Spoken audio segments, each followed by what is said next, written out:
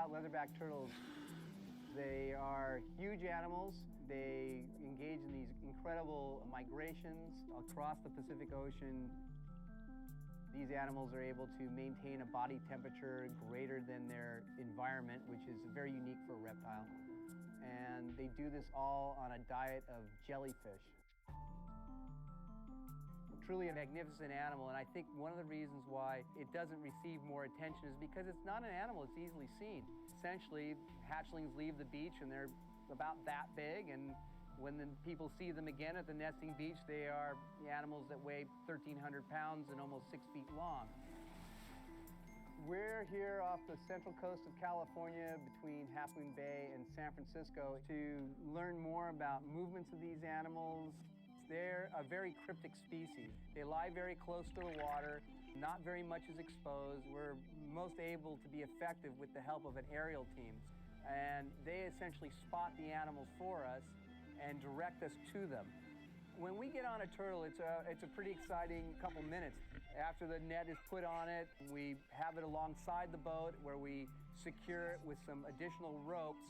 And this boat is a very unique vessel, like a small landing craft. We have a lot of nice PVC plating, rubber siding on here to keep the animal protected from hurting itself. That's good, that's good. We put a transmitter on some of them to track their movements across not just the Pacific, but look in finer detail to help inform our fisheries about where these animals might be relative to different environmental conditions and what kind of depths it might be diving to. We also sample them remotely with a camera that's attached with suction cups. And what this allows us to do is to look at the type of jellies that they're eating. Likewise, those camera devices will also carry a small time depth recorder so we can look at what depth they're actually taking these jellies. One of the things we've learned about this population is that it's actually a meta-population. So some of the population is using foraging grounds over in the South China Sea, others in the North Pacific. Still others migrate off of Australia, New Zealand, as well as those that come all the way across the Pacific here to California. Yet they're all part of the same population, and so we have this incredible connectivity. But in the Pacific Ocean, leatherback turtles are in really dire straits. The population is declining at about 6% a year. Really, to recover leatherback turtles, we have to be able to provide protection in these other foraging areas as well as what happens here in California. All these people around the Pacific Ocean have a role to play. If we do want to have leatherback turtles with us 40 years from now, it can be turned around, but everybody has to play their role in it to have recovery.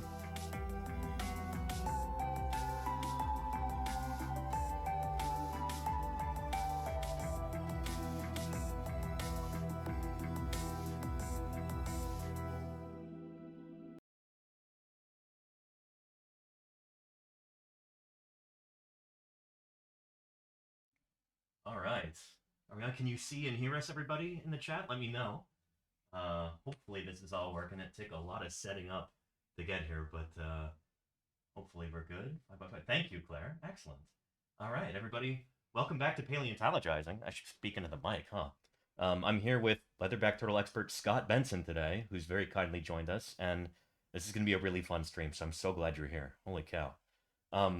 Yeah, how is everybody doing right now? How were your holidays? Hope everybody's had a, happy and maybe somewhat restful time. I know it could be really hectic this time of year, so. Anyway, I'm really glad you're here. Let me introduce myself real quick. My name is Danny Anduza. I'm a dinosaur paleontologist, and I'm here on Twitch trying to do some good old-fashioned science outreach. And I've recently gotten into leatherback turtles, and that is the domain of Scott Benson here. Scott, would you like to introduce yourself real quick? Sure, I'm Scott Benson. I recently retired with NOAA Fisheries, where I led research and monitoring efforts of leatherback turtles on the West Coast, and that also took me across the whole Pacific Ocean, where we were learning to find the origin of animals from California. I'm now working kind of on project-by-project basis with a local NGO here in Monterey, Upwell. And we are still maintaining our monitoring conservation efforts here in California. Very cool. Yeah. So yeah, I'd love to be able to get involved with Upwell and everything, but we could talk about that another time. Um, at first, I think I want to talk a little bit about why leatherback turtles are so special. This will probably be something we repeat a few times during this broadcast as people trickle in and out. But well, here, what is a leatherback turtle, and why is it a unique animal? That's a 3D print that I did That's too. nice. That's very Yeah. nice. It's pretty good too. The Yeah.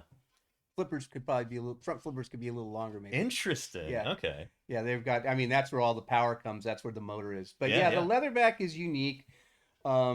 It's the only one that's got a soft shell. Right. So the other animals, the hard shell turtles, green turtles, loggerheads, and things like that, got a Mhm. hard shell. All these guys on And here. this is actually covered with skin. So if you Yeah. scratch it with your fingernail, it'll actually bleed. Shoot. Yeah. But what that does, though, is it allows this animal to dive to incredible depths. Like, we've had our transmitters peg out at 1,000 meters. That was as far as those things were able to measure. So Right. at least that far. Uh-huh. And what that does is that'll compress this entire creature due to the effects of pressure. It's a large turtle. It's the largest of the sea turtles. Right. Second largest reptile, just second to saltwater crocodile. Right. Yeah. Let's see, what else can I tell you? Well, the other things, some of the other cool things. I mean, it's replete with superlatives, right? I mean, it's just an absolutely superlative animal. It's got so many world records. It is. It's That's incredible. why I think it's so fascinating. Yeah. This animal has been around on the planet for nearly 80 million years. Yeah, So yeah. it goes back to times when dinosaurs were still with us. Yep. It survived meteor strikes and climate changes and Mhm. ice ages, and is still with us. What else can I tell you? It engages in these incredible migrations. Just astonishing. I Yeah. mean, from the origin of the population we have here in California is the Solomon Islands in Papua New Guinea and Indonesia. Right. Those are the largest nesting beaches, and some of those animals then engage in this migration all the way across the Pacific Ocean. So, like I say, very large animal. We've caught some on our boat that weighed over 1,600 pounds. Just an incredible animal that's able to, and the reason it's been around so long is that it's got all kinds of tricks. Right. Survival strategies. So, yeah. like it'll change its diving behavior Uh-huh. depending on if it's cold water or warm water. Right. So like I said, it can get down very deep, but Uh-huh. lots of times when it's eating, it's staying up in the upper 20 meters of the water Right. column. Uh-huh. But yeah, their dive profile changes because in some places they have to stay warm. Right. Like say out here, it's Mhm. cold water, so Sure. staying warm is kind of a challenge. But they can create their own metabolic heat just through their activity, Right. Yeah. which is very unusual for a turtle. It really. I mean, the other ones are all your classic cold-blooded reptiles. This Yep. one is actually can maintain a body temperature warmer than its environment, which is incredible. Right. But in the tropics, it's They're at risk of overheating. Right? overheating is Yeah. a problem. Yeah, Right, right. yeah, So yeah. they got to get down to depth more and stay down there more to get to the colder water just to keep themselves cooled off. Right. And they go back to their beaches every 3 to 5 years to lay eggs. At least the females do. Right. And then again after they're finished, once again embark on one of these crazy long Right. migrations. Just one of the most incredible phenomena in nature is this. It's an air-breathing animal that's going all the way across the Pacific Basin. Yeah. It's got to come up for air. Like you said in one of your talks, it's not like a whale shark or something like that where it can breathe underwater. It's got to come up for air all the time, and it's not flying, so it's not like a low resistance activity. It's swimming the entire way. Yeah, it's pushing water across the Pacific. Just They are astonishing. very Yeah. efficient swimmers. Right, yeah. But it is, think when you see them at the surface, it doesn't look very efficient. It looks like Right. it's coming up for I got to get some air. Yeah, yeah. But if you ever see them actually swimming underwater, Uh-huh. then you can really appreciate the majesty of this, marine animal. Right, and I've got that video here too. Hopefully that's not too distracting for the folks at home. But I put together this reel of leatherback swimming, just so that anytime anybody trickles in here, they know immediately what we're talking about. And you just watch these animals flap those.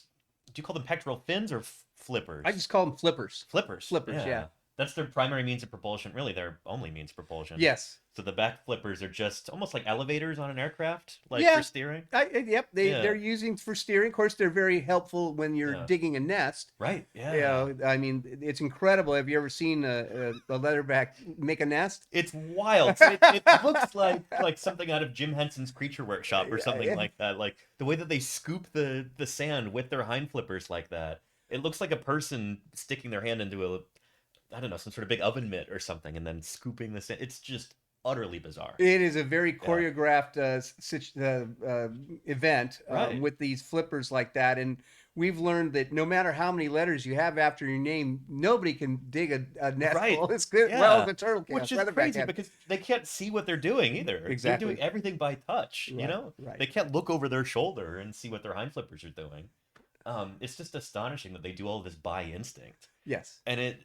But it kind of makes sense when you think about they've been doing this for, 80 plus million years. Like clearly they're doing something right, and there's so much history of natural selection there, ensuring that this critical step has to be reached every single time in order to have a new generation. It's just an astonishing animal. Yeah. Yeah, it really is. And so I feel very fortunate to have had a career that involved this creature. Yeah, yeah. So before we get into that, Scott, tell us a little bit about your background. Where are you from? How did you first, get interested in nature to start with? Well, I grew up in Southern California, near the ocean, Okay. close by, within a few miles. Yeah. Was always interested in ocean animals and Yeah. ocean things. I was Uh-huh. a state lifeguard at the Oh, beaches for a cool. long time, and Yeah. did a lot of activities, a lot of water sports. But I mean, I didn't pick this necessarily. Really? I started out after I got out of college, writing tuna seiners as a tuna dolphin observer, Okay, and okay. I went to sea for a Uh-huh. long time, as long as it took to fill the boat up with fish. So, Right, yeah. be at sea for 80, 90 days without getting back to land. So you're stationed there in order to oversee the operation and make sure Yeah, they're not that catching too many dolphins? they were catching dolphins on purpose to catch Okay. the tuna. It was a tuna dolphin fishery, Mm. and they historically had a lot of dead dolphins in the Right, past when okay. people were just learning about it. Yeah, yeah. But the fishery itself developed new techniques and so forth to Right. reduce the kill of dolphins. And to do that, you had to get a permit to do Right. this kind of fishing and Uh-huh. have an observer on board. So Yeah. I did that for a while, and then eventually got into doing the work on the research vessels that NOAA had, Gotcha. count all the dolphins and Yeah, yeah. whales and birds and turtles and Uh-huh. things like that. And I enjoyed that. They sent me around the world doing those things. It Uh-huh. was really quite amazing. So I spent a lot of time at sea. That's so cool. Wow. Yeah. And then I got out eventually and got bored with that, Mm-hmm. and went to graduate school and did my work right here in Monterey Bay on Nice. marine birds and mammals, Okay. not turtles still, Right, yeah. and how they respond, how they interact with the ecosystem here, and how Mhm. the ecosystem, the variability of the ecosystem, changes the assemblage of animals, Right. and how they behave here. Mm-hmm. And after I finished, I was approached by Dr. Dutton about potentially using that knowledge on leatherback turtles. Okay, yeah. And This I is Peter Dutton, right? Peter Dutton, right? Yeah, Peter yeah. Dutton. Mm-hmm. And my wife advocated for me that I knew a lot about this area of California. And when he presented this opportunity to me, I wasn't certain about it, because all Yeah. those years at sea I had spent, Uh-huh. I'd maybe seen a leatherback turtle half a dozen times. So I kind of thought, like, really, Huh. this is we could Right. make a program out of this. Uh-huh. And sure enough, over time, with the aerial surveys we were doing and things, we learned how to find them Uh-huh. here in California in a reliable way to establish a program, Uh-huh. which at that point was, we have leatherback turtles here in Central California. Right. We're not really sure where they're coming from. Huh. The predominant thought at that time was that they were coming from Mexico, Costa Rica, because that's Right. relatively close by. That makes sense. People have yeah. been down there and so Yeah, forth. yeah. But Peter had at that point got some skin samples Uh-huh. that were suggesting maybe they were coming from elsewhere, maybe the Western Pacific even. So Huh. The first transmitters we put on leatherbacks was in 2000, Okay. and they headed towards that direction, towards the Western Pacific. So just all the way past Hawaii, all the way out down to Solomon Islands. Well, they near went Australia. past Hawaii, and Uh-huh. then the transmitters didn't go long enough to actually find out precisely where over there.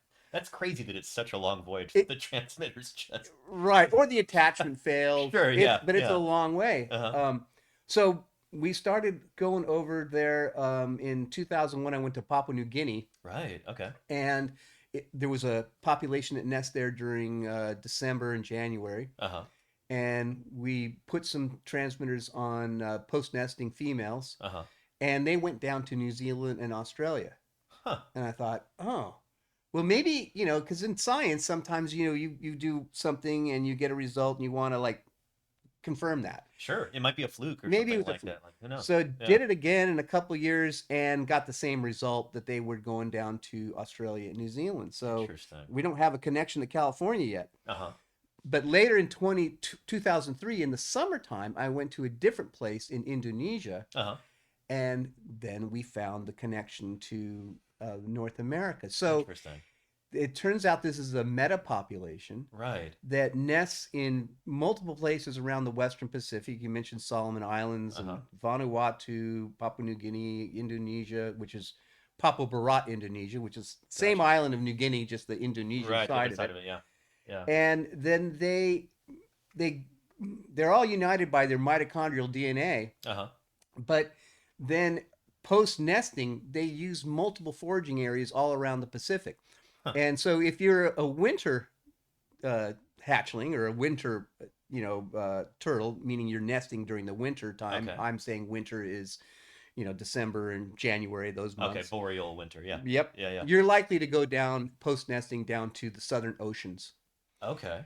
Southern Ocean's near like New Zealand? New that area? Zealand, Australia. Some of them do a Interesting. little thing going right around the corner Uh-huh. into some of the Indonesian seas, Right. but generally they stay south of the equator. Uh-huh. The summertime animals that are nesting during the summer, or Yeah. hatchlings that are coming off the beach in summer, and this is going to be like, July, June, July, Yeah. they're going to move into the northern hemisphere. Huh. So the South China Sea, north coast of North America, the North Pacific transition zone out in the middle of nowhere. Right. So all this is happening because of what happened when they were hatchlings at the beginning. Okay. And so there is a current, a nearshore current along the coast of New Guinea called the Uh-huh. New Guinea Coastal Current. Right. Yeah. And Yeah. it changes direction Depending on the season? depending on the monsoon season. Okay. So the monsoon okay. is what really kind of runs the show. Okay. And it'll change those current patterns along the coast. And so hatchlings Uh-huh. will get evicted south or north depending on the time of the year. Wild. Okay, so interesting. So it's not a separate population where they're reproductively isolated. You have different turtle hatchlings going in different directions just based on the time of year and what the currents are doing. That's right, because when they're hatchlings, they're not really super strong swimmers, so they're Right. going to get moved around a little bit by the currents. Yeah. And as you said, there is some chance for mixing Right. those two seasons. Just Yeah, if you yeah. can imagine two normal distribution curves and the Mhm. tails overlapping, Right, yeah. that kind of thing. So Huh. yeah, it's really very interesting population in that way, and it's this bimodal nesting behavior, Right. which is very unique. Yeah, You don't yeah. see this in other populations around the world, other leatherback populations Huh. that have using the same beach, Uh-huh. but Different times two of year. two times a year. Right, yeah. Interesting. Wow.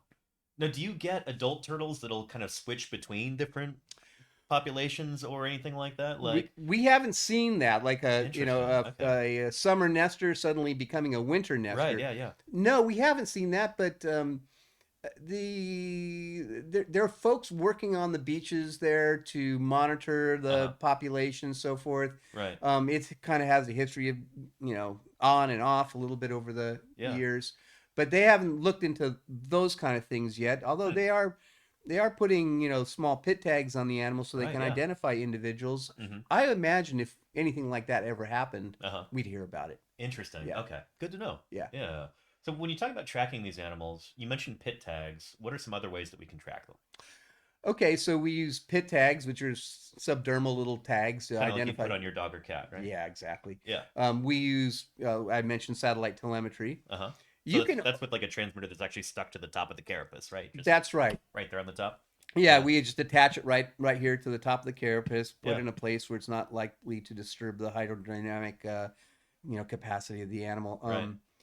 And other ways we can track things is like with stable isotopes. So this is Okay. Yeah. something where you can look at or ask questions about the diet of an animal. Right. And there are isotopic signatures throughout the ocean.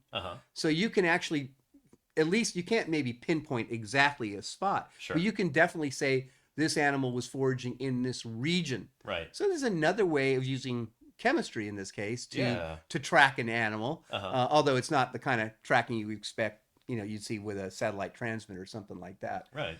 So those are ways, other ways to kind of track, if you will, or figure out where you've been. We did an experiment once where, again, getting back to this metapopulation, where I asked the question, well, okay, so there's these different places they're going. Let's just say within the summer, an animal could go to the North American coast, the South China Sea, or the North Pacific transition. Well, there's still 3 different places that they're spreading. Yeah. I wanted to ask the question that, all right, would this animal go back to the same place it went last time? Like, does it always go to California, or does it go to South China Sea sometimes? And we use stable isotope to look at that. The question was, where were you before you got on the beach? Okay. Gotcha. Okay. Put the transmitter on it. Where are you going to go this time? In the future, yeah. And 12 out of 13 went to the same place that they were predicted to go based on stable isotopes. So that indicates some fidelity to the foraging area. Right. And here in California, we've had at least 3 instances where we've caught the same individual animal multiple years apart. So like most recently, I think we caught Bumpy in 2016 and saw him again in 2021. In the same place. It's remarkable. Just like I mean, clockwork. Wow. within a few miles of where we caught him in 2016. Do you think he recognized you? we recognized him. But I don't know. I have no idea. Although it wouldn't surprise me. Yeah. Let me put it that. I've one thing for sure I've learned about leatherbacks, and said working with mammals and things like that in the past, is I kind of thought about reptiles and like, well, the personality of a snake or something, and it's that mammal chauvinism. I'm a dinosaur guy, so I'm like, of course reptiles can be personable, and And so I learned too is that some of them, they had different personalities.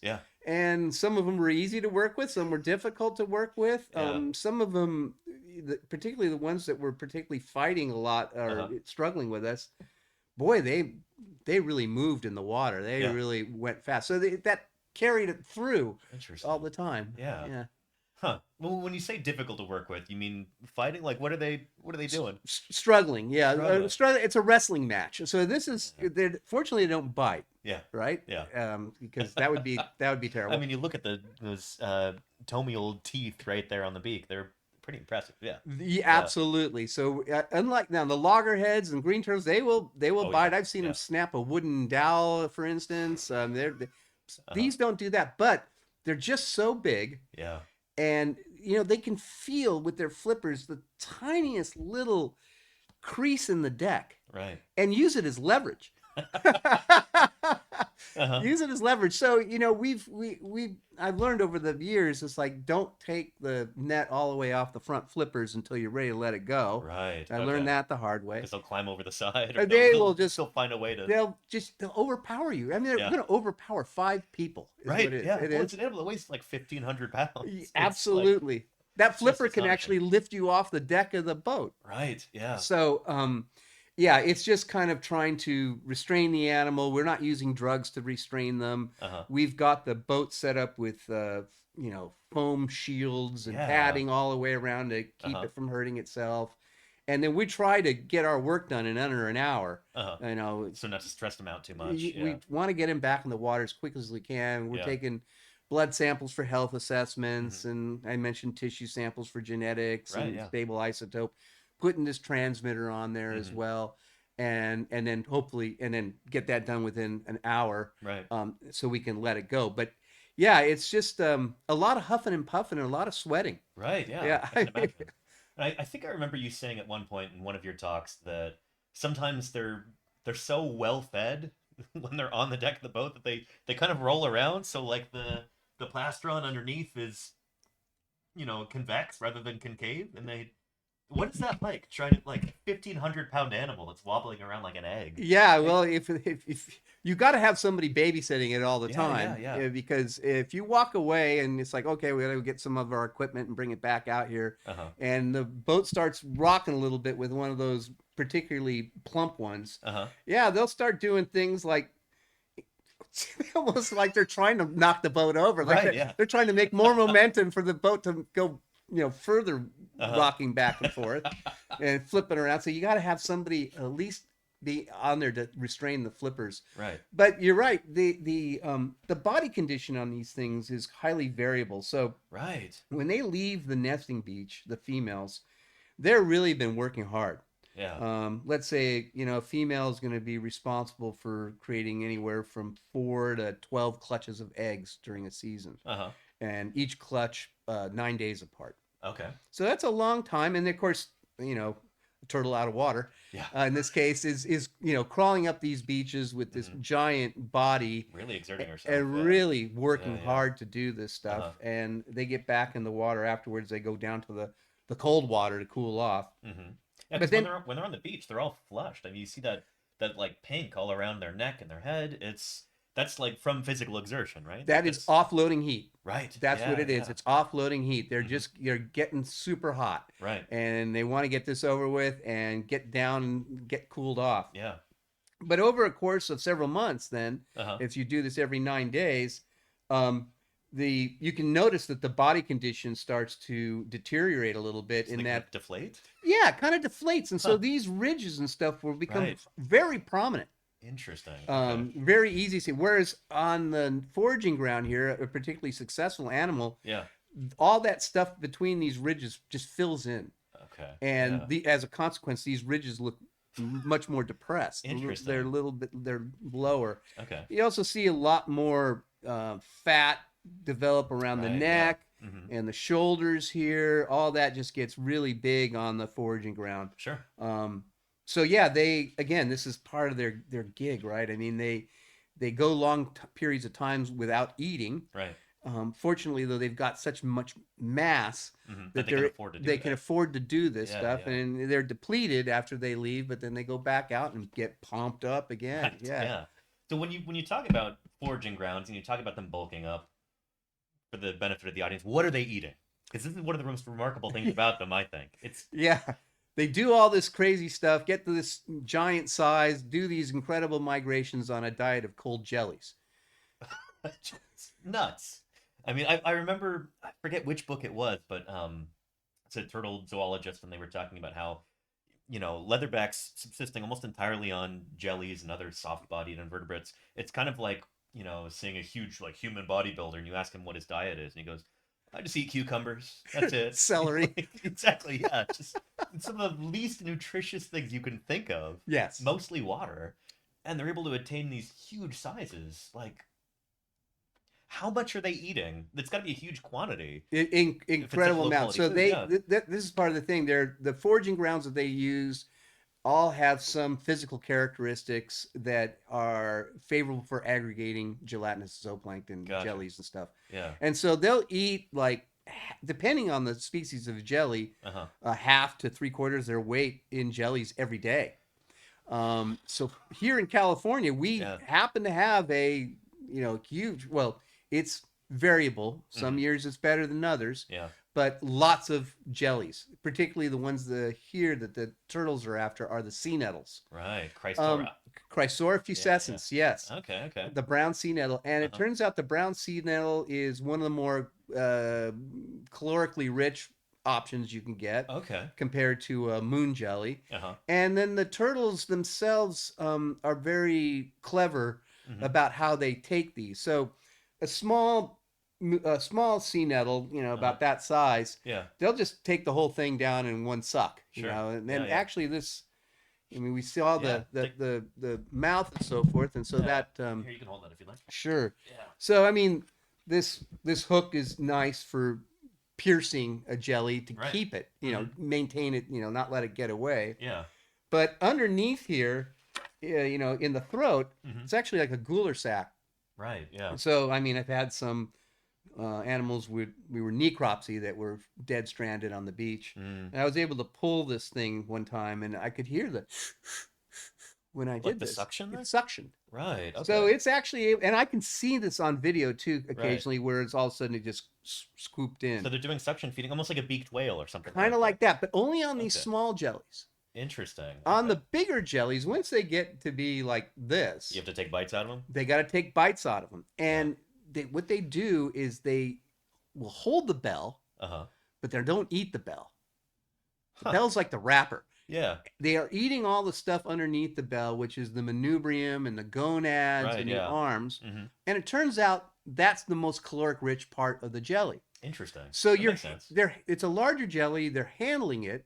They're handling that bell, but they will scour everything else out underneath and leave the bell just kind of like a burrito wrapper or something like that. Do you ever use that to track them? Just like a trail of Absolutely. Absolutely. That's so cool. We kind of look at it as a calling card or Yeah. something, like, who's Leatherback was here. Yeah. Leatherback was here. There's a jelly with like a half moon bite out of the Right, bell, yeah, but yeah. nothing else underneath it. Uh-huh.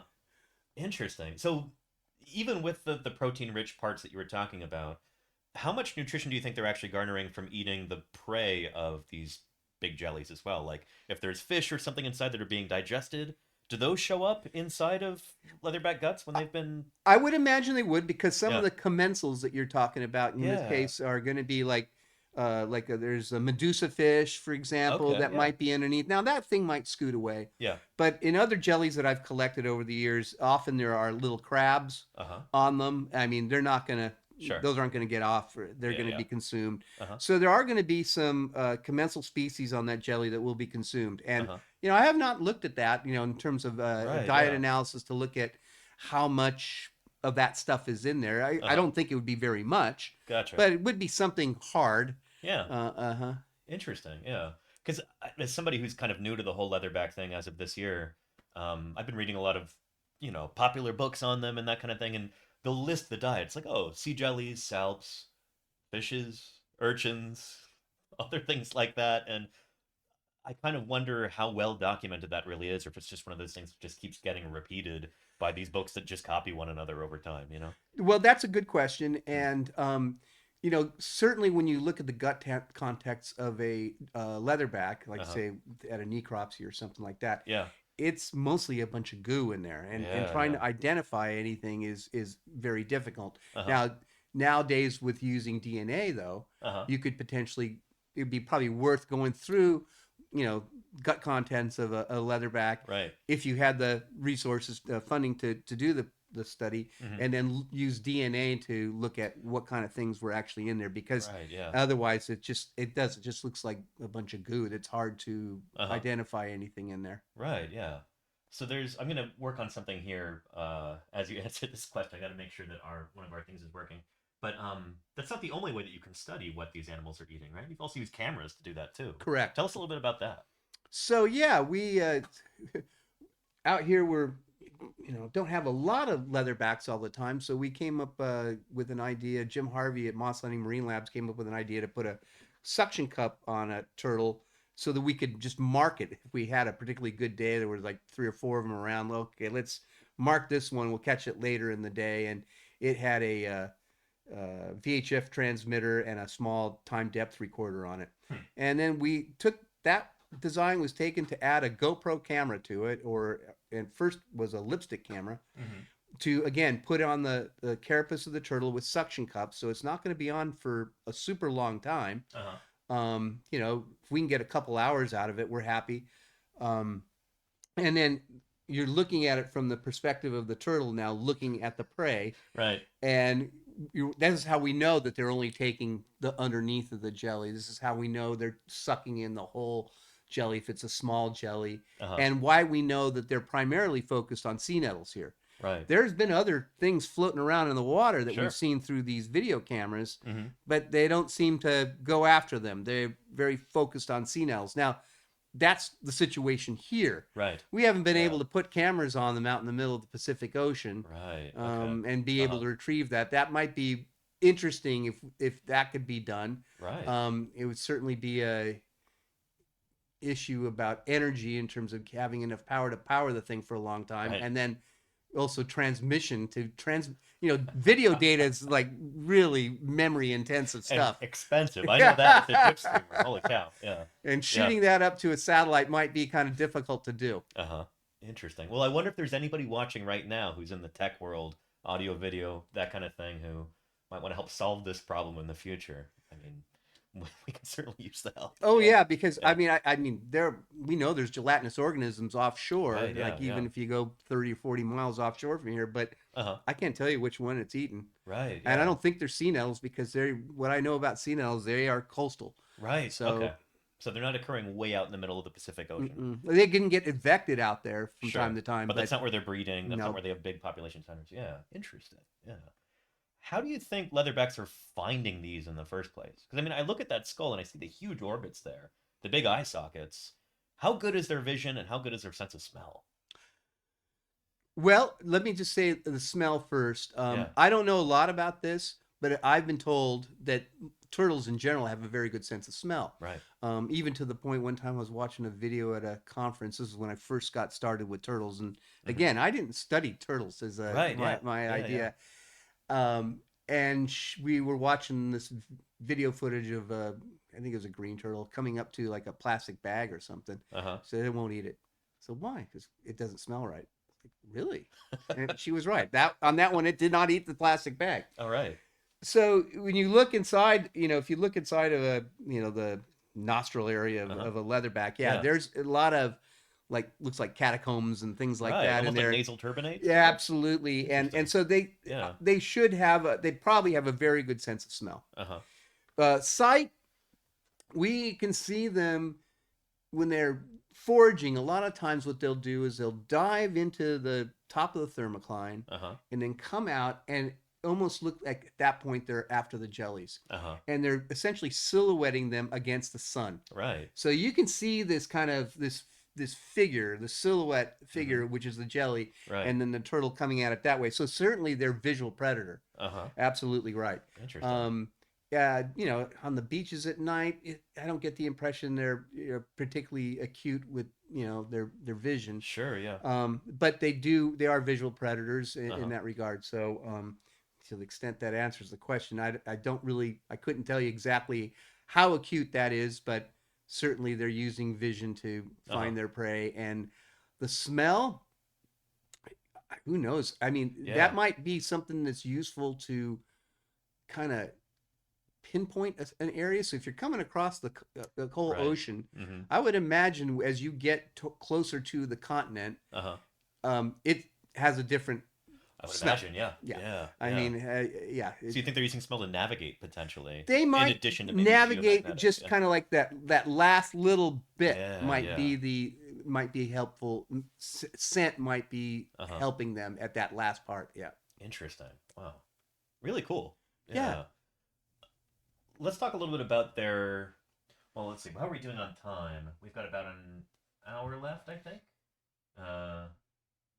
Yeah, so maybe we'll get into our segment where we do the tier list. We take a look at some of these plastic leatherback models. Sure. And have you appraise these, if that would be okay, cool. I can sure. take that back if you want.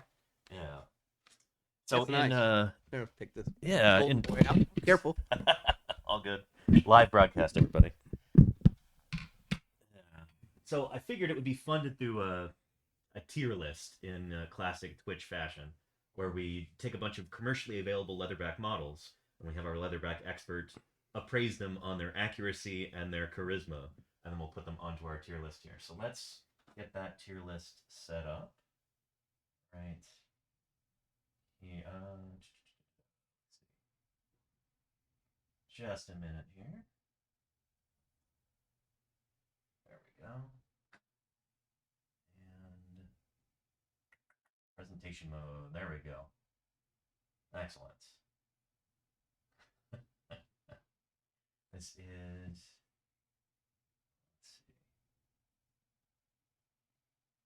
Let me ensmallen this a little bit. Not this. This one. Hang on. Well, I'll just hand this to you for a second. You can take a look at some of these right off the bat. I tried to track down as many different commercially available leatherback models as I could over the past couple months, and this is my haul so far.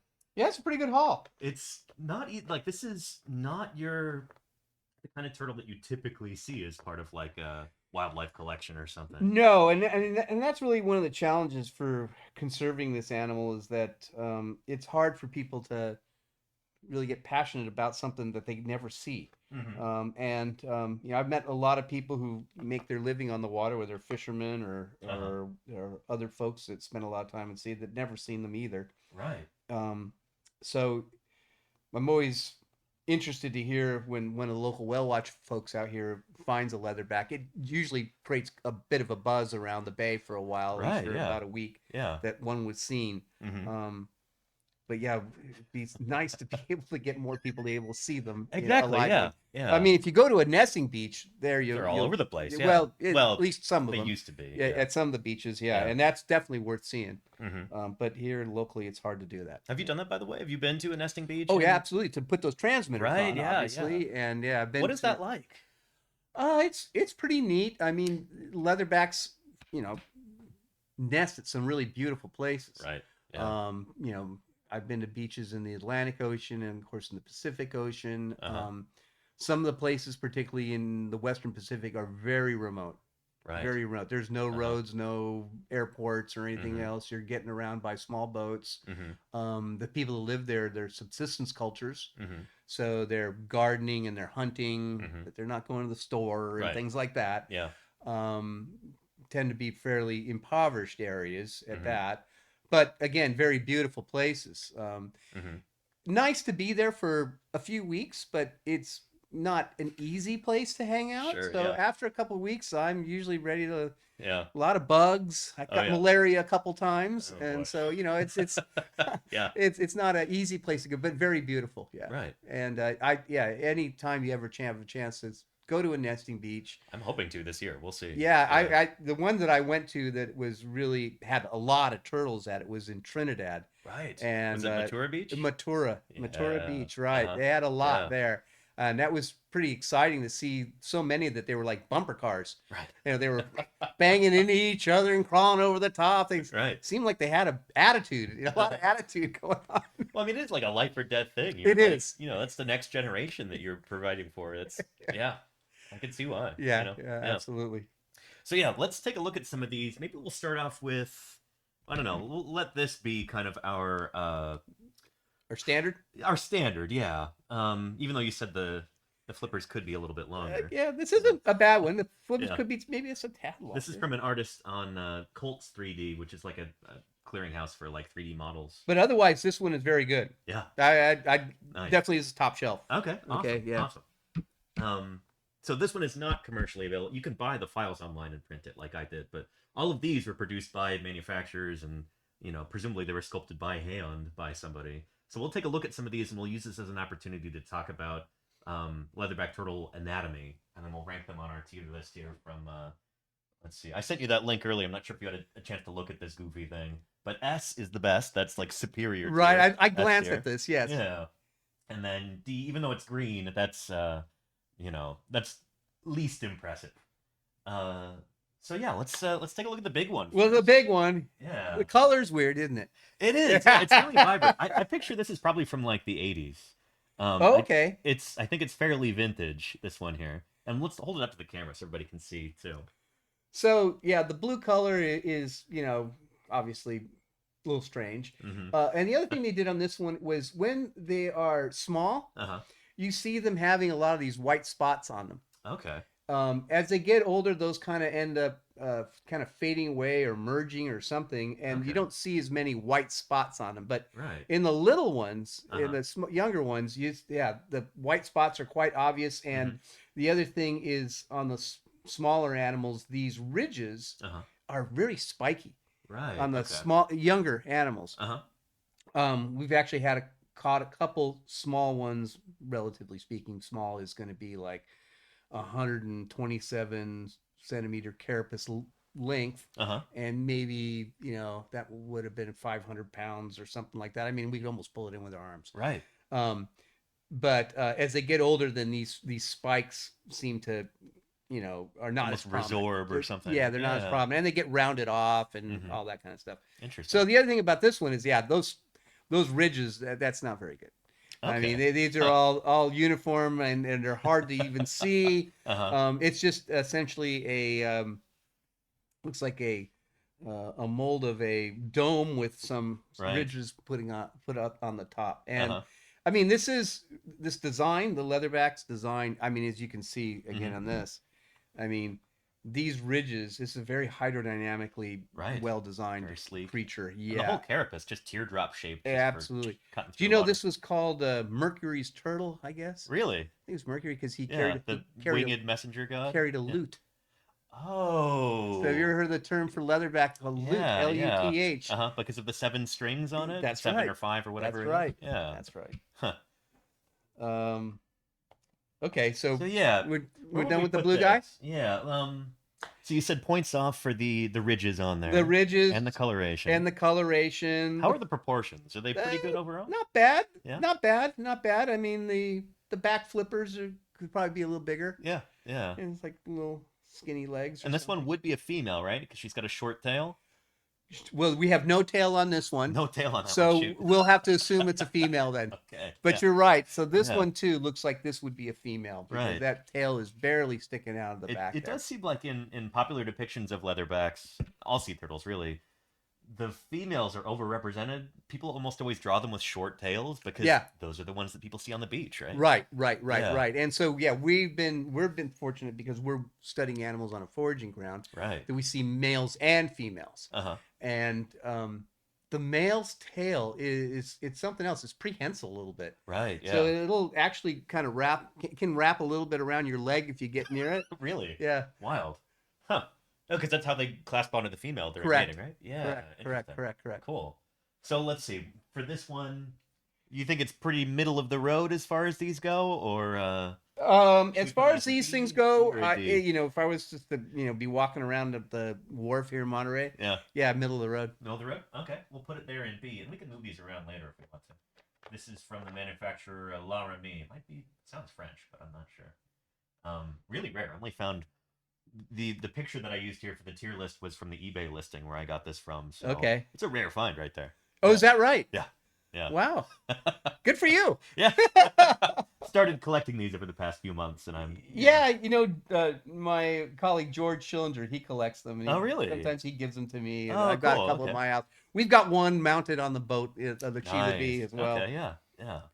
All right, who do you want to do next? Okay, we'll do this Spot. We'll do Spot next. Yeah, all right, and like I mentioned, this is if this was an adult, that would be a heck of a lot of spots on an adult animal. Right. So I think this one is a knockoff of the Safari Limited collection, which is kind of like the gold standard for plastic animal models. And the flippers are nice. Yeah. The flippers are nice. This is, at swimming, doing its flapping, and they look like birds when they swimming. Right. Underwater. Yeah. They look like a bird. Almost like they're flying underwater. Right. The head is a little narrow.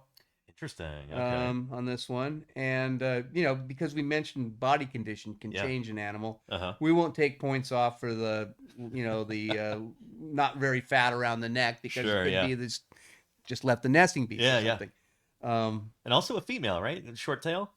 Absolutely, this is another female. Okay. It's can barely see it past the what's this called, the pygal process here. Okay. On the carapace, the pygal process, and it's barely sticking out beyond the pygal. Okay. Otherwise, back flippers look pretty good. Again, not much to go on here with these ridges, but it's got the ridges. It's clearly not a hard-shelled turtle. Right. Yeah. Not bad. Okay. Would you put that higher or lower than the Laramie one, the big one? Maybe one tick higher. All right. Yeah, A tier. Not too shabby for our Safari Limited knockoff right there. Excellent. Cool. Yeah. You'll see we have another one that's the same exact mold. Okay. But which one do you want me to do next? Do that one. Yeah, the one that you're holding. So okay. it wasn't designed as a Christmas ornament. Okay. It's been upcycled. I bought it on eBay. But really small little leatherback model right there. Yeah, let's see. Yeah. How many ridges does this one have? 1, 2, 3, 4, 5. Okay, it has a 7. Yeah. That seems to be something that they usually get right, even if everything else is wrong. Right. The number of ridges is correct. So yeah, it's got the right teardrop shape, but Yeah. boy, the rest of it is it almost looks like something that's a cross between a pond turtle and a leatherback. Right. Yeah. It's got that really long neck coming out of there Let me with a hold it up to rounded the camera head. so people can see up close what we're talking about here. But ignore the ribbon on there. And then underneath too. This is something that I try to look at the ventral side as well. It's all scaly. That's not the way it is. Right. It's yeah, not like that. Yeah, under they there. don't I mean, have I the don't get to scales. see under there very often. Yeah. Yeah. Yeah. But that doesn't look like that. So yeah, this is particularly the carapace, the plumpness of this thing. It looks like almost that. Something looks like something in between a leatherback and a pond turtle. Right. So this one is lower than the other two. Okay. We'll put that at C tier maybe.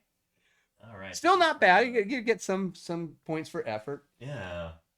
That's from Yowie Company, I guess. It took some hunting around to be able to figure that out. But yeah, I figure that one's also probably pretty vintage.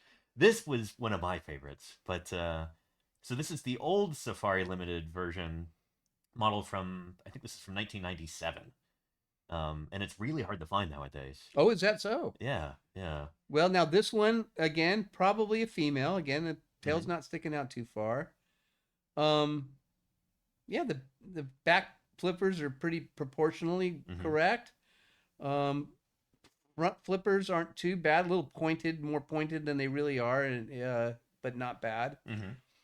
Giant eyes. Right, And this one. yeah. This one right here. This one has big eyes. Mm-hmm.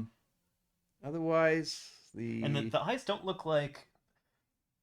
They almost open at an interesting angle. Like, I feel like the eyes on a leatherback, it's not like the eyelids go up and down. They're almost turned to the side a little bit. Yeah. Kind of like on here. Yeah. Yeah, it's not too exaggerated on here, but on some of the videos that I've seen of them, it almost looks like the eyes open this way rather than, like Yeah, this. I've never really paid attention to that. Yeah.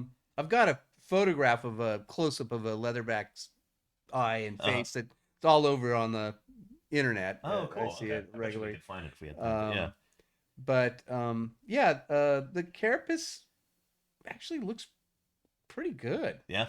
Yeah, I like the way it kind of comes all the way down like this. Yeah, this one's not bad.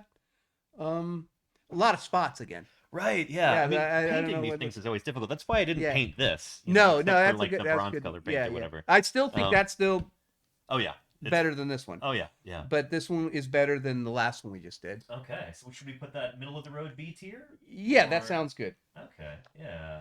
And then, but also no scales on this guy, which I think also earns it extra points. Some of these, the sculptors feel goodness. compelled to just kind of sculpt scales onto them. Oh, okay. On otherwise really good models. Leatherbacks do not have scales when they're in their adult stage. The juveniles do, right? So like the hatchlings. Yes, you can see scales on the hatchlings. Yes, but you're right. When they get big, it's not as obvious. They just have that leathery skin. You're right. Yeah. Interesting. Unlike all other sea turtles who have visible scales. When I was at the aquarium yesterday, I brought my binoculars and I was looking at their green sea turtles, Colonia midas, and you can see those big prominent scales on the flippers and everything. Right. Yeah, which leatherbacks don't have. So, yeah. This guy I thought was funny. This one is kind of funny. This Yeah. looks like the one we have in the Sheila B. It's just basically stuck to the wall there. So you can't see the ventral side. No, you you can't. That made me laugh. So this is I don't get it. This looks similar to what the ventral side will look like. Oh, it's got those plates like yes, that? it does have plates like Really? that. Huh. Yeah. Yep. I've never actually seen that in a photo. It's the only time I've ever seen underneath is when we have one for necropsy. Really? Interesting. These flippers are way too small. And that carapace is too flattened out. Right, yeah. Yeah, and those flippers are little. This is I mean, you can see it's supposed to be a leatherback. Sure, yeah, with the ridges on its carapace. Exactly, yeah. got the ridges, got all that, but otherwise, yeah, not that little extra points for the underneath. All right, the cool. plastron. So we put that what would you say, middle of the road or a little bit lower? Maybe a little lower. Yeah, That might be okay. the lowest of all of them. Okay, yeah, we'll put that D tier right now. Actually, this looks better underneath this one, the next one. Yeah, I That's really more like like it. Yeah. the paint scheme right there. Yeah, that definitely Those looks streaks more like that, like that it. classic leatherback counter shading. And this one also has big eyes, but I like the flippers. They did the flippers well, but they got the scales. Right. Yeah. The ridges look pretty good on this. They're not just, This is the same sculpt as this one here. It's just painted differently. Okay. Is this one? This one here. Oh, that's right. Okay. Yeah. So that was the Safari Limited knockoff, and the one in your left hand, that's the like the original, high quality. But the color looks better. Not so many spots. I like the hind flippers look pretty good, even with the little bit of bone you can see there. That you can almost see the phalanges inside. Yeah, exactly right. Yeah. Exactly right. So that looks pretty good. Another female. Yeah, the carapace looks. A lot of things are on this one are really good. With the only exception is the scales. All right, cool. So this is actually, I call this one. This one gets up there pretty high. All right, A tier or S tier? You think? I put this one. I mean, the eyes are a little big, but otherwise, I like this one. I think it's my favorite so far. Giant reptiles begin to emerge. And is the last one. Got a little more muted on the dots. That spots. That's pretty good. This one's not bad either. So this one's in good body, well, sort of good body condition. Very plump carapace. Right. Needs a little meat on the shoulders and the neck. So compared to the one before, I would put this one level below the one we had before. Right. Yeah. That's funny because this is when I, designed this out. This is kind of the same arrangement. Oh, is that what it's? I'm very pleased right now. We've come up with the same answers. Okay, good. Yeah. We didn't talk about this beforehand or anything. No, we didn't. I promise. I've never done anything like this before. Yeah. First tier list. Thank you, Scott. Very nice. Yeah, and I brought that so you could examine the details as well. Indeed. Yeah. I do like that they all seem to try and get the tome right, like those, the grasping things that they have on the rostrum. These right here, everybody tried to sculpt those in, it seemed like, which, points to all of them for that. Huh, I didn't notice that. Yeah. Well, yeah, some of them did. This one just... Oh, that one doesn't have it? Oh, shoot. No, well, let me see here. Closer. Yeah, this should be the same sculpt, so... Yeah, it's... Oh, it's there. Yeah, I see it. there. I see it. Okay. Yeah. Yep. Yeah. Not bad. Anyway, cool. Pretty good. Thanks, Scott. Yeah. Nice. So if you were to... consult an artist in producing a leatherback, what would be like your dream leatherback model? What would it be doing? What pose would it be in? What would you want to emphasize that you feel like some people got wrong with some of these? Say you got hired, they said, Scott, we're going to give you $1 million to make the world's best plastic leatherback model. What features would you include? How would you make it different from some of these? Well, I can say most of the time you see them when people would see them, they'd come up to the surface and they're taking a breath. It doesn't look very good. Yeah. You see them on the beach and they're laboring around. Yeah. Turtle out of water. It's when they're swimming is really when you get you get this impression of this kind of majesty almost. Right. And yeah. I've had a few situations where we've released them in the water and they did, this one animal did a couple strokes, with its flippers and just these really forceful, purposeful strokes. Two of them, and then just went straight and then turned just banked 180 degrees and went along our boat the other direction, the opposite direction we were going. And I don't get to see that very often. Right.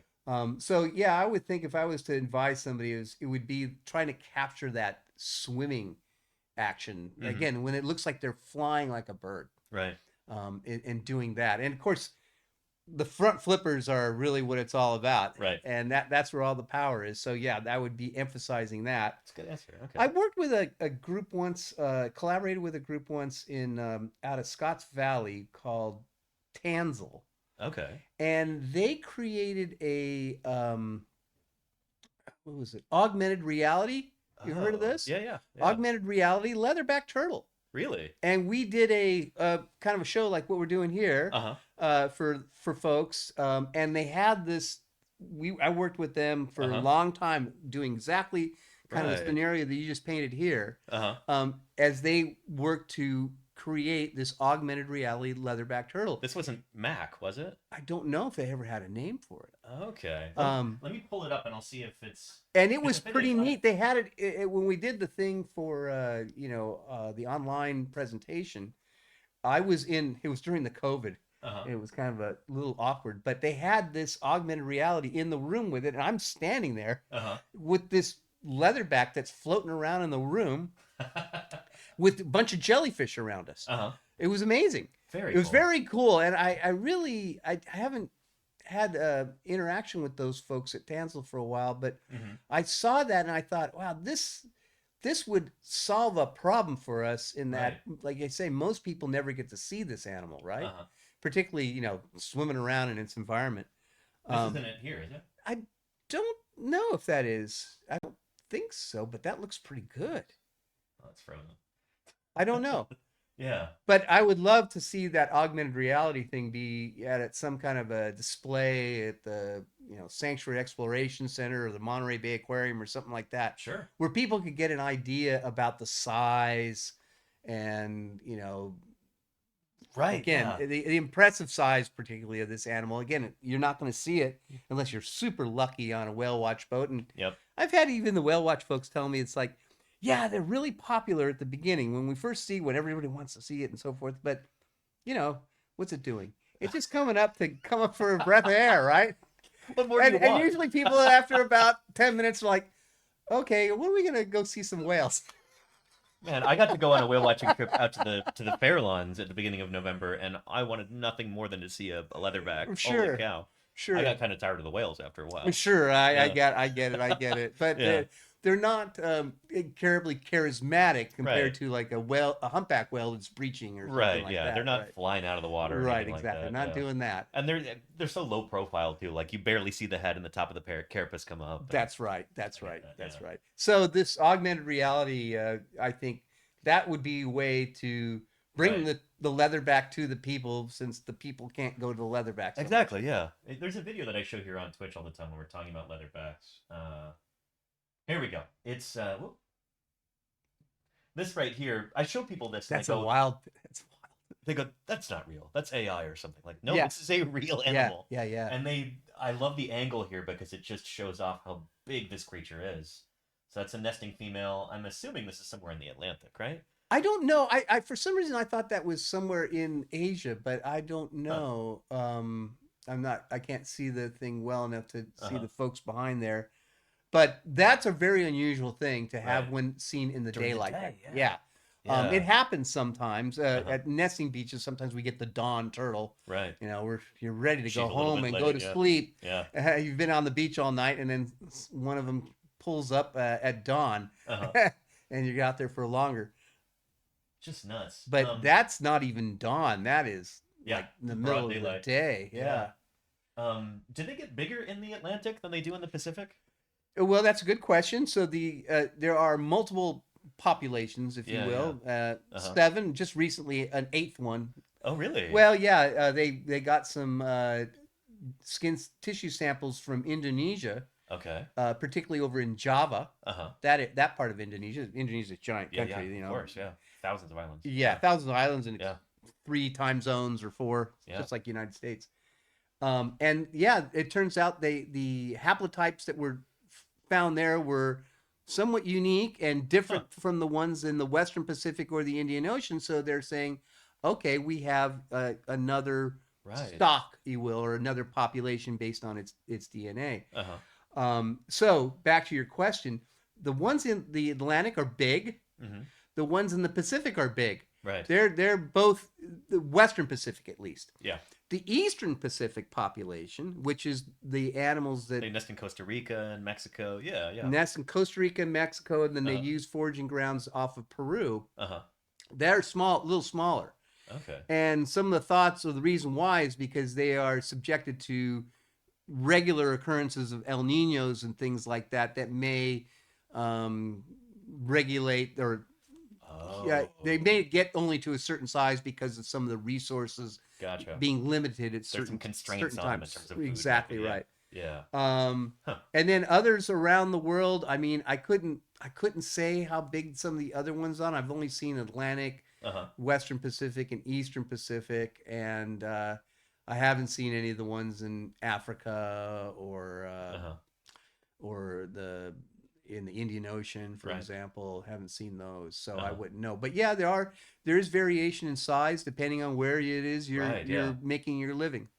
Interesting.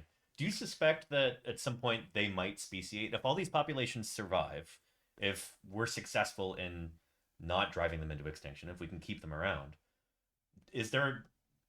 This might be a question for more of a geneticist, but this is a question for Peter Dutton. Okay, yeah, yeah. I'll have to call him up. Yeah, yeah. You'll have to. But I think I don't know is the answer to your question. But I think what Peter would tell you is if as you go further into the genome and you're looking at different parts of the genome, you might find more structure there than we appreciate right now. Gotcha. Like I say, right now they are a stock is identified or a population is determined based on its mitochondrial DNA and the sharing of those haplotypes.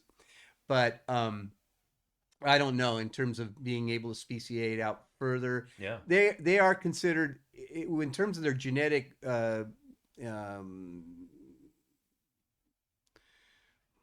genetic structure. Sure. They are the least diverse of all the turtles. Right, yeah. So that's the story that I've heard. It seems like maybe there was a big population bottleneck around the last ice age. And there may have been like a refugium somewhere in the Indian Ocean, and they kind of spread out from there across the world after the ice retreated. And, that's our modern leatherbacks. That's where they come from. Right, and that's a really amazing story.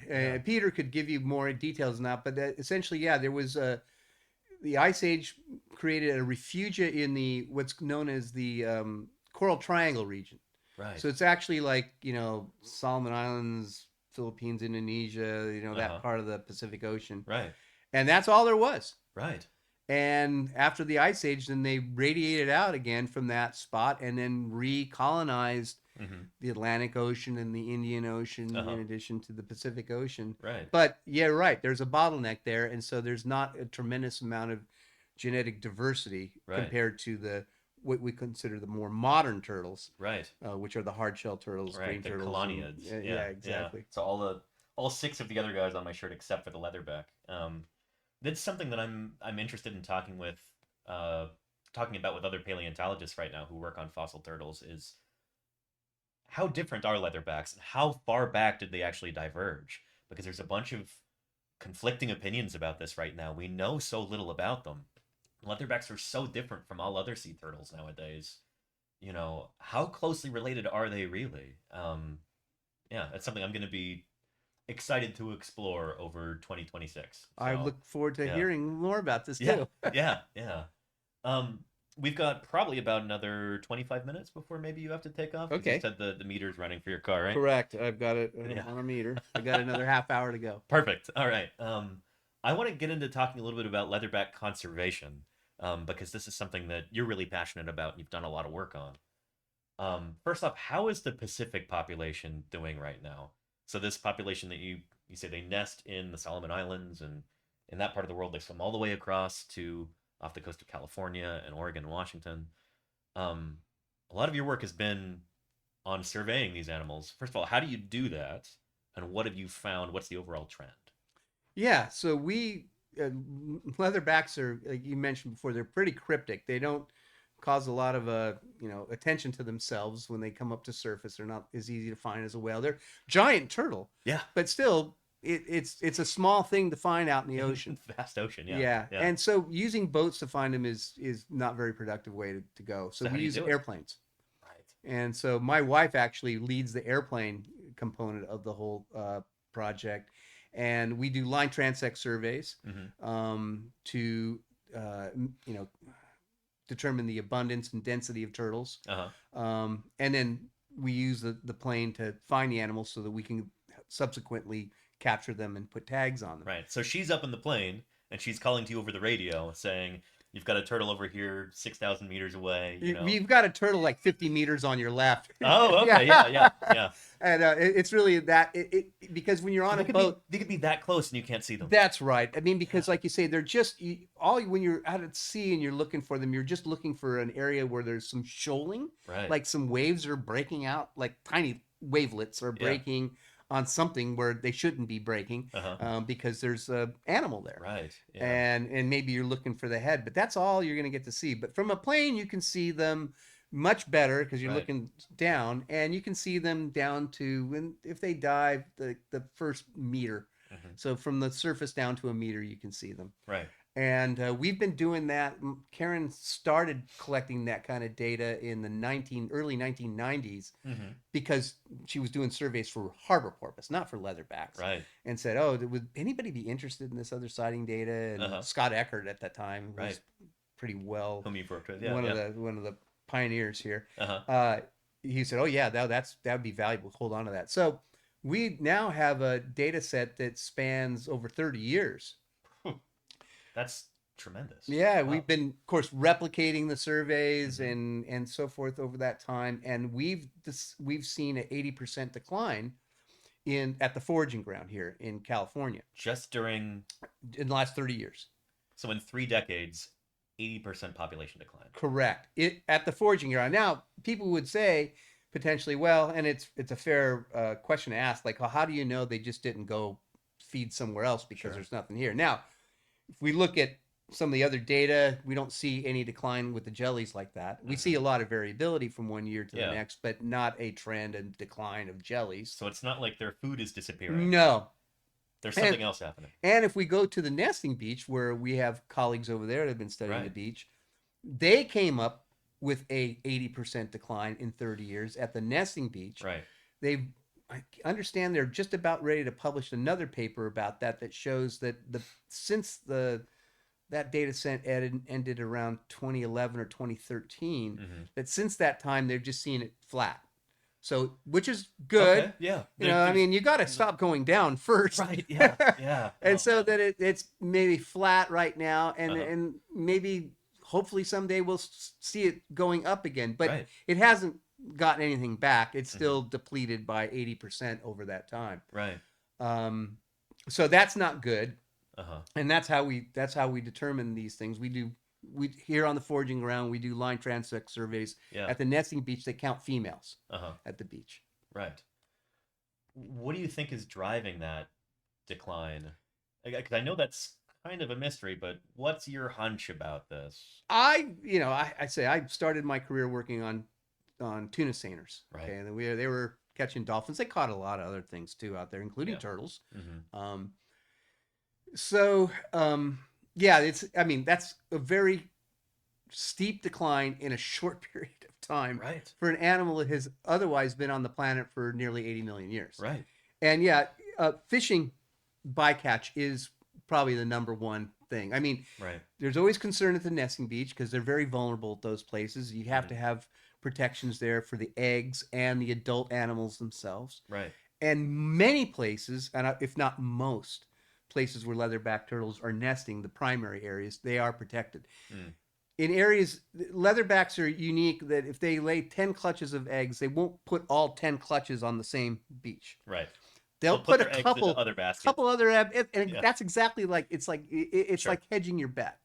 And what that, over the years, millions of years, what that has done is that if for some reason some catastrophe would happen at the primary nesting beach, there's a couple others in these other places. If they work.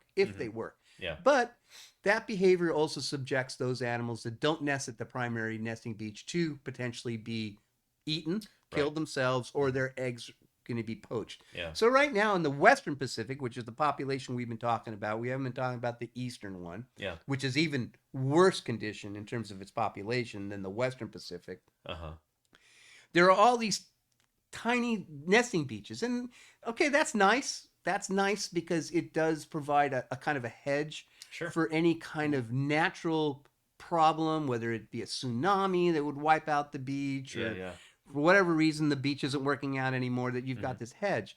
But the dark side of that is that trying to provide those protections Right. across the whole area that they might nest. Uh-huh. And we're talking about Papua New Guinea and Indonesia, Solomon Islands, those places. They have very weak central governments.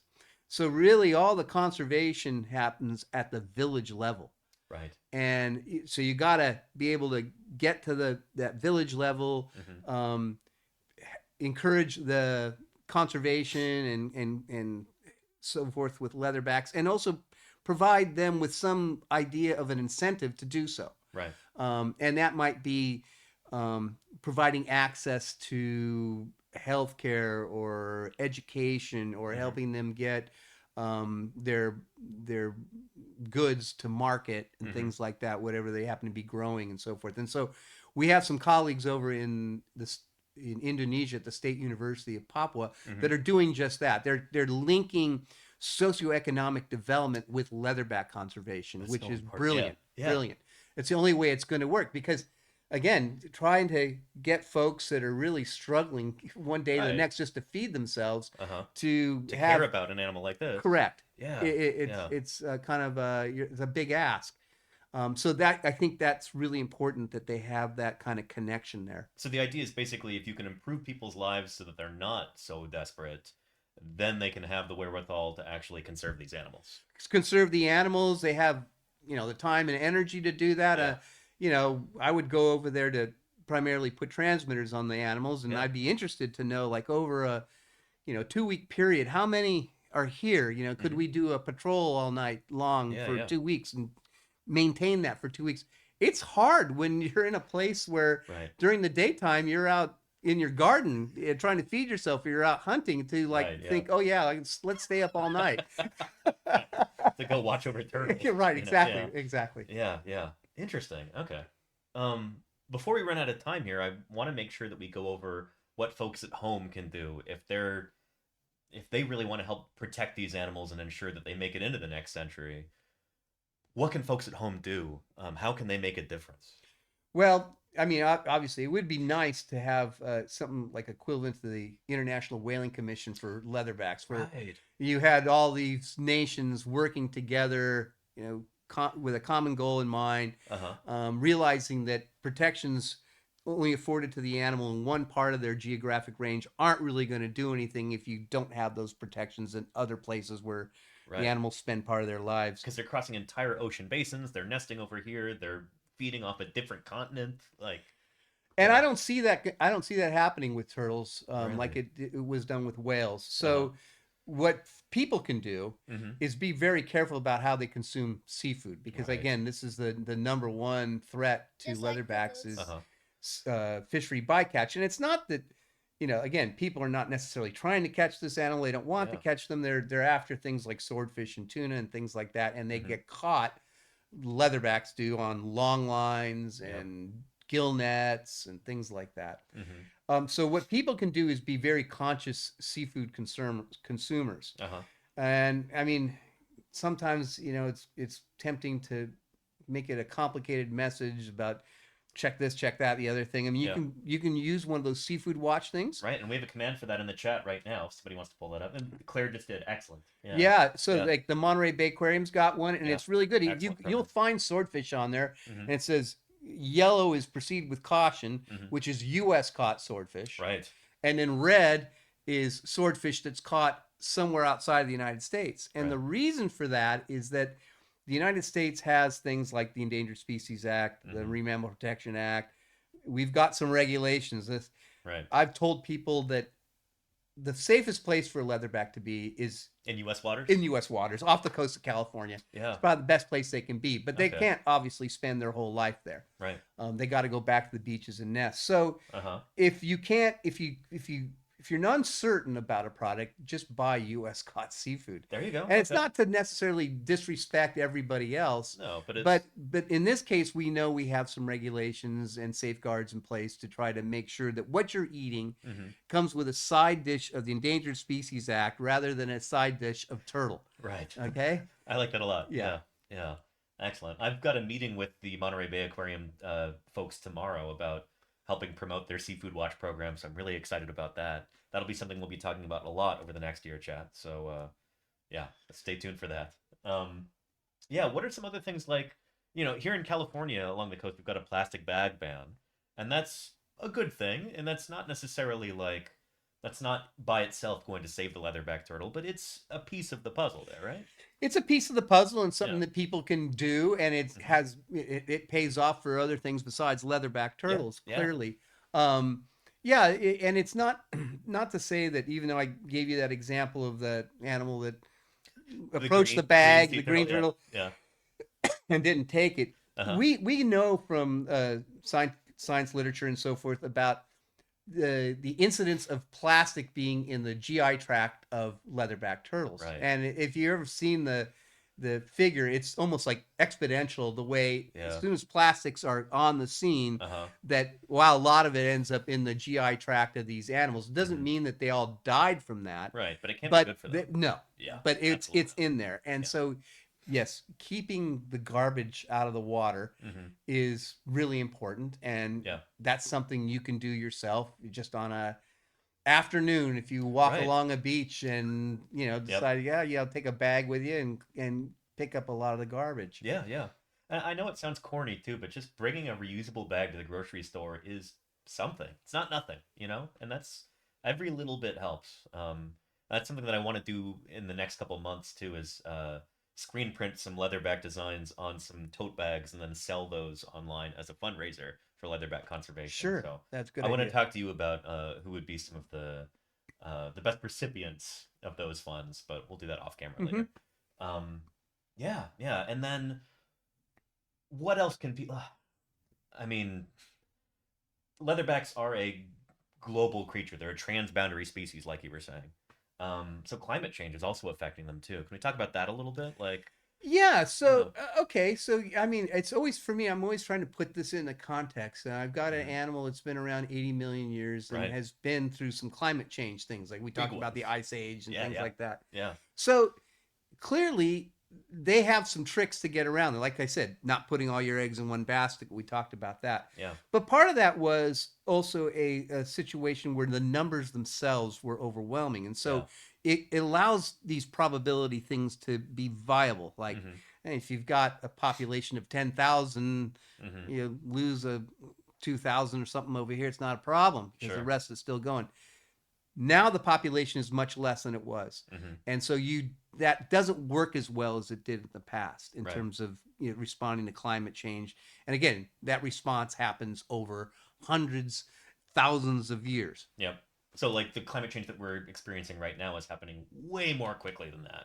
And that's something that I talk about all the time as a paleontologist, is we talk about mass extinctions because of climate change. It's over a really long period of time. It's not over 2 centuries or whatever, like what's happening now. So some of the beaches will end up disappearing, but that's happened before. Yeah. There'll be other beaches that they end up using. We've seen this. It's kind of a rerun. Yeah. But one thing that's a little concerning, because we don't know enough about how the true outcome will be, is that sea turtles have what's known as temperature-dependent sex determination. So an egg is in the sand. It's being incubated there for, how many days? It's like about 60 days. Thank you. Yeah. About 58 to 60 days. Yeah. That they're incubated. And if the temperature in that chamber is below a certain temperature, it's more likely that the hatchlings are going to be male. Right. Above that temperature threshold, they become female. This is what temperature-dependent sex determination is. Of course, you go higher than that, they just become cooked eggs in the sand. Right. Yeah. So there is concern, and it has been shown, particularly with some green turtle populations down in Australia, right? Australia, off Rain Island. We were watching a video about this the other week. Yeah. Correct. That concern that they will feminize the population, and there will obviously be problems if there aren't enough males around. So that is definitely something that climate change, if it's going to get warmer, can be a problem. And like I said, there'll be other issues like ocean currents changing, ocean currents changing, more rain, less rain in certain places. Some of it hard to predict, exactly. But again, if the population were healthy and strong, I wouldn't worry about any of that because we've already been there, done that. Okay, that makes sense. So the number one thing that people can do is be careful about their seafood choices. Yeah, absolutely. So you think Yeah. about the last 30 years Yeah. or 40, how much more activity there is in the oceans than there used to be. And, Yeah. you know, our population is still growing and Mhm. there's a tremendous demand. And there are more rich people around there used to be too, in terms of, you know, eclectic tastes and want what they want. And, you know, money isn't a problem. Just get it to me. Mhm. And someone's always willing to go out and get it because that's Right. a livelihood.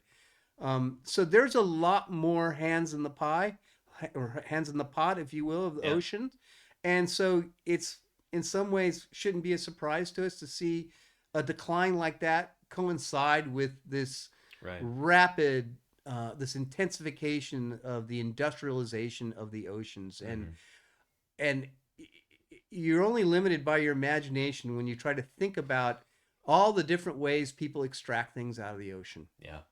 And of course, now we're looking at the ocean to not only to provide our, you know, some of our dietary needs, but Mhm. we're looking at it to provide some of our energy going forward. Right. We're talking about large scale aquaculture enterprises in the ocean. I mean, just People making noises about undersea mining and stuff all like that kinds too. of And things. And yeah. and so that all that stuff is going to have an impact. Yeah. Yeah. Here, let's see if the lighting has changed enough. Let's pull this curtain to the side if you can grab that. Yeah. Let's see if that is. We're here in Monterey, California right now. We should be able to see Monterey Bay right behind us. Oh, it's still pretty much all washed out. I don't know. Yeah, anyway.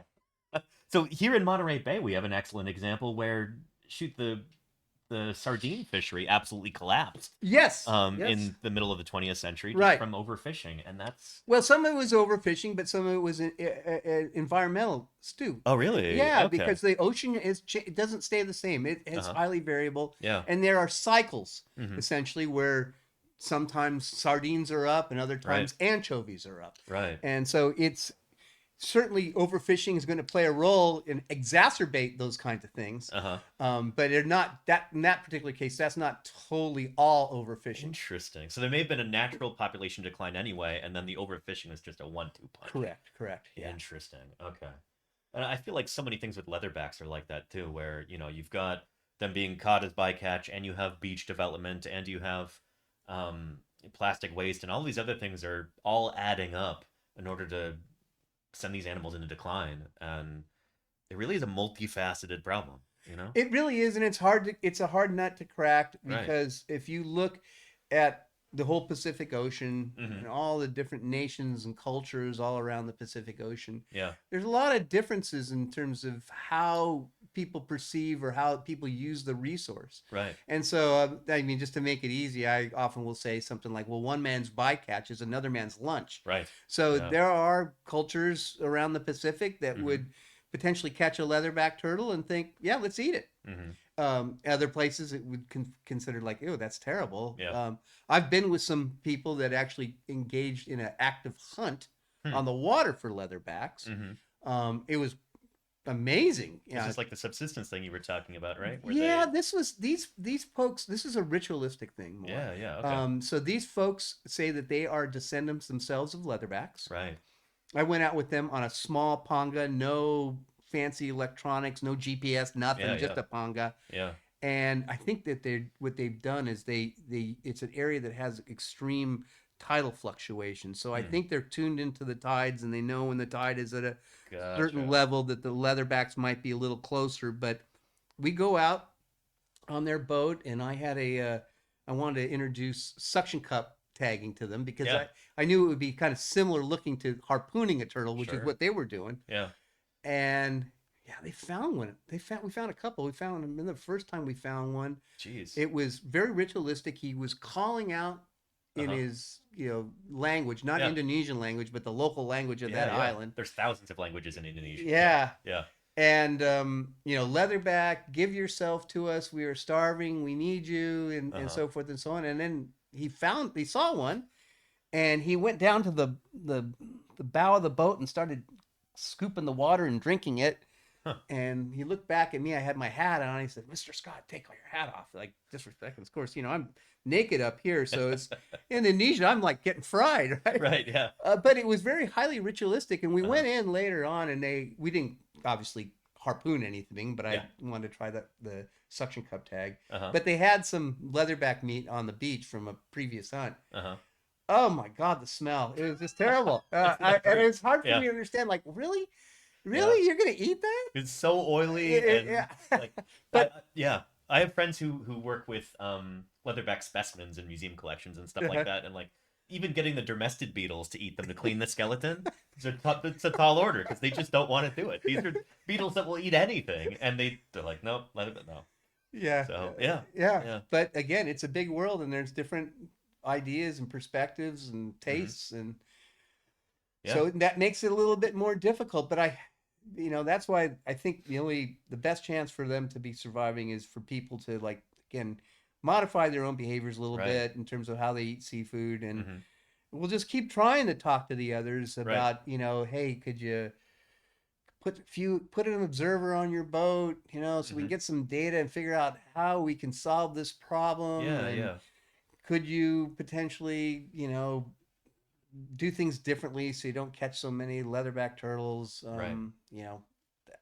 I think that's the only way it's gonna work in terms of the fishery bycatch threat to the population. Right, yeah. And finally, before I let you go, because I know you've got to go check on your car. Yeah.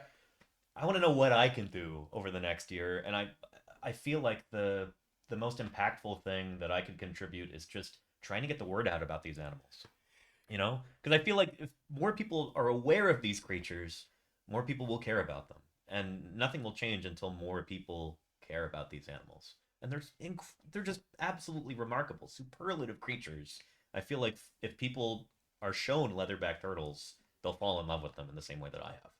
So I don't know. Yeah, I agree. You play a extremely crucial role as any educator to get the information from folks like myself or other Yeah. research institutes, whatever, Mhm. to the public at large. And really, that's the most. And I've written papers, science papers. Yeah. Some of them are in here in the Yeah. leatherbacks volume.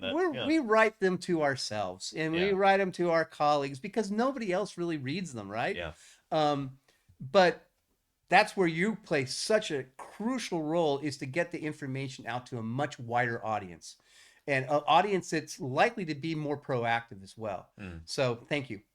I appreciate it. And Thank you, leatherback Scott. turtles need as much attention as they can possibly get if we're going to be able to have them Right. in the future. Yeah. So Well, thank you. We're at least lucky in the sense that they're extremely charismatic. So like, you just show this to people and it sells itself. They're just remarkable creatures, and I'm happy to help get the word out about them. So anyway, thank you so much, Scott. I You're really very welcome. appreciate your time. Thank you very much. And yeah, I'll go ahead and wrap up the stream here. We'll find somebody to raid into, and then I can let you go grab your car, Scott. Sure. Hang on just a minute.